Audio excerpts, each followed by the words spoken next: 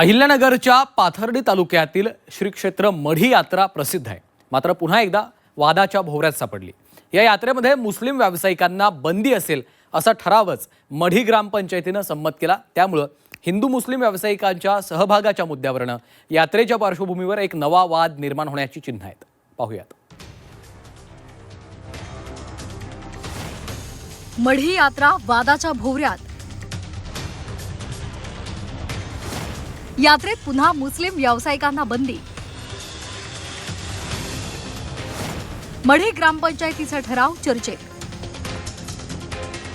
भटक्यांची पंढरी म्हणून ओळख असलेली श्री क्षेत्र मढी यात्रा. अहिल्यानगरच्या पाथर्डी तालुक्यातल्या या मढी यात्रेला 700 वर्षांची परंपरा. पण ही यात्रा पुन्हा एकदा वादाच्या भोवऱ्यात सापडली आहे. मुस्लिम व्यावसायिकांना या यात्रेमध्ये बंदी घालण्याचा ठराव मढी ग्रामपंचायतीनं संमत केलाय. गेल्या वर्षीही तसाच ठराव झाला होता.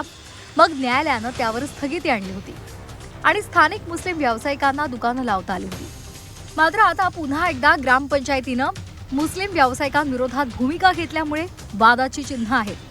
यंदाही मुस्लिम व्यावसायिकांना व्यवसाय करू देणार नसल्याची भूमिका माजी सरपंच तसंच प्रशासक संजय मरकड यांनी पुन्हा स्पष्ट केली. जर आमच्या रीतिरिवाज परंपरा पाळत नसतील, पशु हत्या करीत असतील, पाकिटमारी करीत असतील, चोऱ्या करीत असतील आणि जर आमचा प्रसाद हलाल करून जर विकणार असतील, आमच्या देवाच्या परंपरा जर मोडीत काढत असेल, तर आम्ही या वर्षी सुद्धा मागच्या वर्षी घेतलेल्या ठरावाप्रमाणेच या वर्षी सुद्धा मुसलमान समाजाला बंदी घातलेली आहे.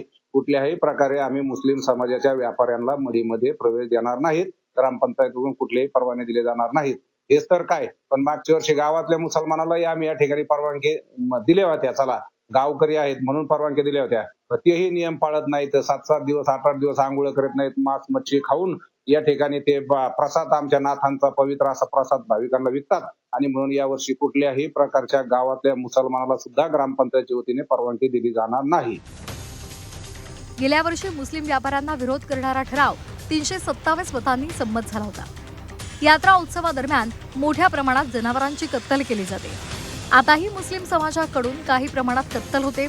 त्यामुळे त्यांना व्यवसाय बंदीचा निर्णय योग्य असल्याचं मत ग्रामस्थ मांडतायत.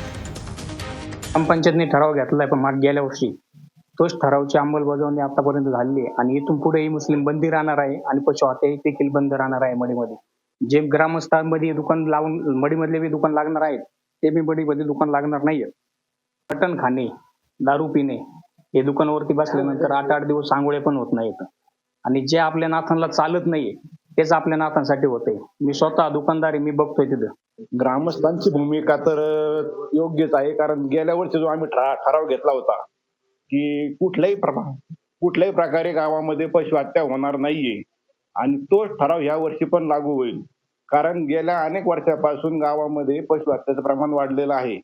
त्याच्यामुळे ग्रामपंचायतनं जो ठराव केलेला आहे की गावामध्ये पशु हत्या कुठल्याही प्रकारचे होणार नाही आणि पशु हत्या करणारे जे असतात ते इतर समाजापैकी जास्तीत जास्त मुस्लिम समाजाचे असतात.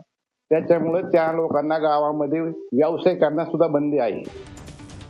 मात्र मुस्लिम समाजातील प्रतिनिधींनी या भूमिकेला विरोध दर्शवलाय. ग्रामपंचायतींची मुदत संपली आहे. सध्या प्रशासक कार्यरत असल्यामुळे संजय मरकड यांना असा निर्णय जाहीर करण्याचा अधिकार नाही असा दावा त्यांनी केलाय.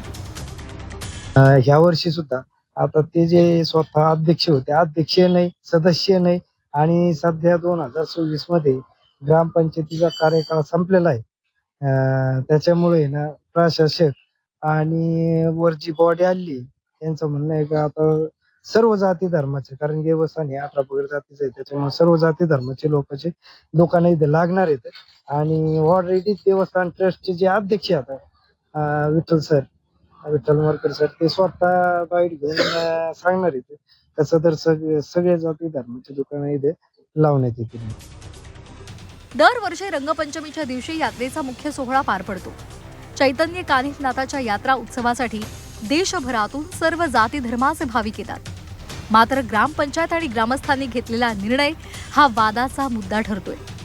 यात्रा उत्सवात सर्वांना व्यवसाय करण्याची समान संधी मिळायला हवी.